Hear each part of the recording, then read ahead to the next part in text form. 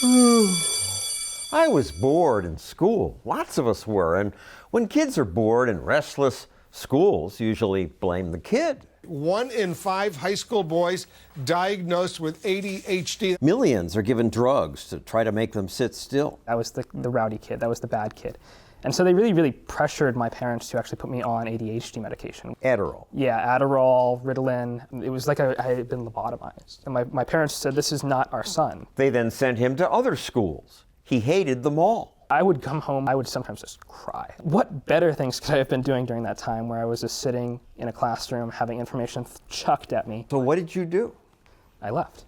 He left because he heard about a school that teaches in a different way. Like, okay, so how do we actually increase our knowledge? The school is the Academy of Thought and Industry. No way. To be fair, I found it. But the school costs money. I got a job at a coffee shop. To work here, he got up at 3 in the morning. By 3:30, he was in the shop, setting up tables and chairs, cleaning the counters. I would get the bacon frying, get all the breakfast items ready. Hard work just to go to this school. Academy of Thought and Industry. It sounds Soviet. I want my students to think with their minds and understand the world, and I want them to get stuff done. Michael Strong started the academy, telling parents kids learn better by doing actual work. Teens need responsibility. Ben Franklin, Andrew Carnegie, Thomas Edison started their careers at the age of 12 or 13. Yeah, that was abusive child labor.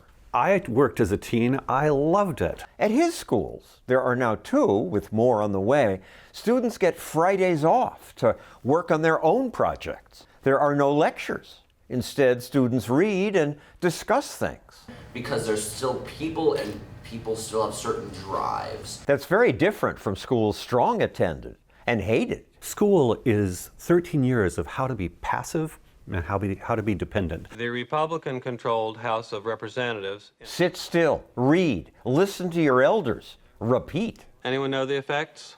School is about aim, and never get stuff done. So I want students who, let's just go out there, get stuff done, fail, get up, try again. That's how we become creators, entrepreneurs. We want them to do what they love now. Cade was given projects like start a business today. Why was that more interesting than studying history or doing a science project? Because the money. I'm currently working on making a web-based chat application. Students study what they care about. I want to be a programmer. I love programming. We got to create a project and immediately start, feeling the rewards of it. I was doing a few sketches for the costume designs. I actually work at a paintball place. If they love paintball, then they should do a business in that. Dorian Domi started a music business.